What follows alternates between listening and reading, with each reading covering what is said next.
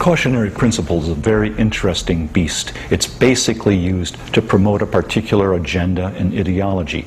It's always used in one direction only. It talks about the risks of using a particular technology, fossil fuels for example, but never about the risks of not using it.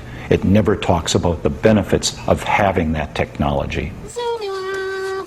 Anne Muagela is about to cook a meal for her children. She is one of the 2 billion people, a third of the world's population, who have no access to electricity. Instead, they must burn wood or dried animal dung in their homes. The indoor smoke this creates is the deadliest form of pollution in the world. According to the World Health Organization, 4 million children under the age of 5 die each year from respiratory diseases caused by indoor smoke, and many millions of women die early from cancer and lung disease for the same reason.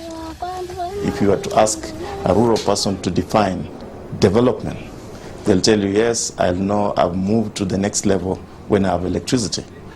Actually, not having electricity creates such a long chain of problems, because the first thing you miss is the light.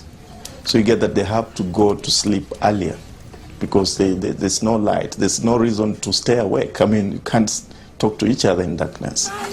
No refrigeration or modern packaging means that food cannot be kept. A fire in the hut is too smoky and consumes too much wood to be used as heating. There is no hot water. We in the West cannot begin to imagine how hard life is without electricity.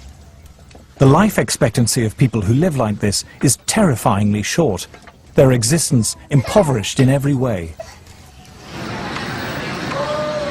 A few miles away, the UN is hosting its conference on global warming in its plush gated headquarters.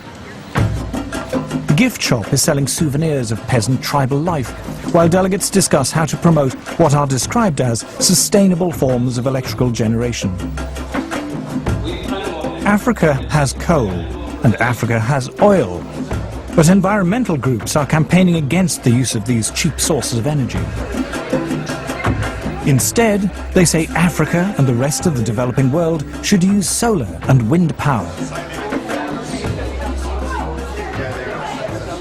A short drive out of Nairobi, we find our first solar panel. A Kenyan public health official has brought us to a clinic which serves several villages. The only electrical implements in the clinic are the electric lights and a refrigerator in which to keep vaccines, medicine and blood samples. Electricity is provided by 2 solar panels. So what can it do successfully? Lighting. Lighting only? Yes. What happens when you put lighting plus the refrigerator and others? What happens? It sounds an alarm. It sounds an alarm? Yeah. Then can we maybe see that?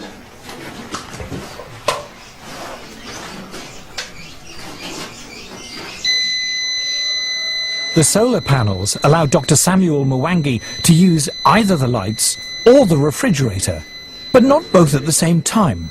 If he does, the electricity shuts down.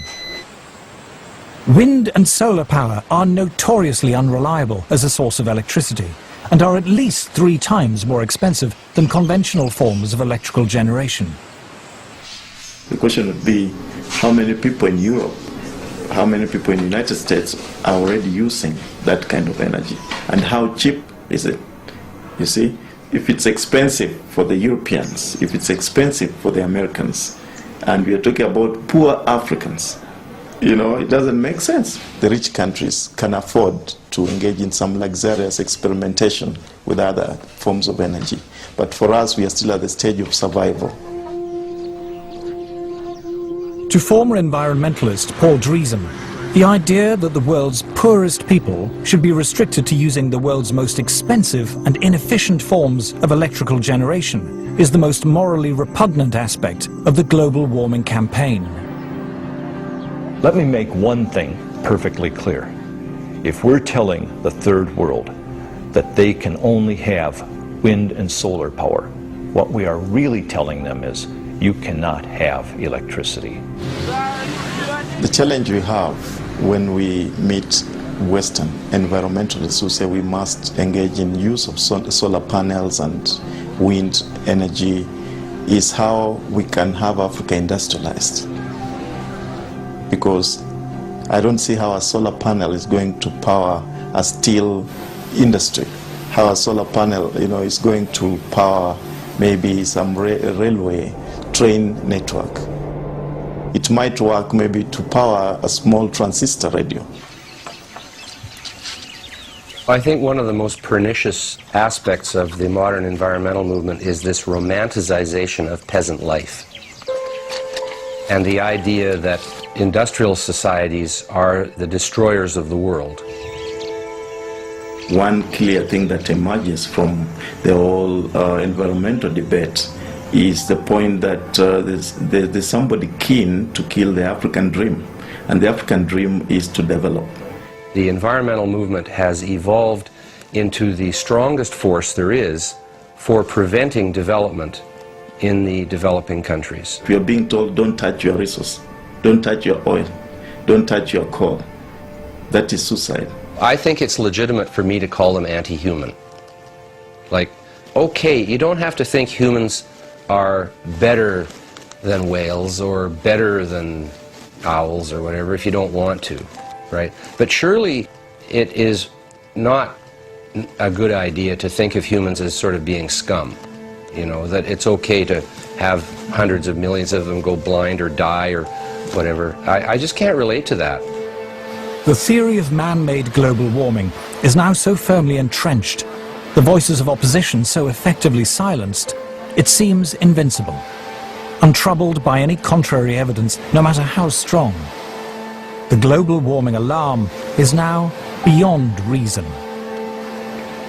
There will still be people who believe that this is the end of the world, particularly when you have, for example, the chief scientist of the UK telling people that by the end of the century the only habitable place on the earth will be the Antarctic, and humanity may survive thanks to some breeding couples who move to the Antarctic. I mean, it's hilarious. It would be hilarious actually if it weren't so sad.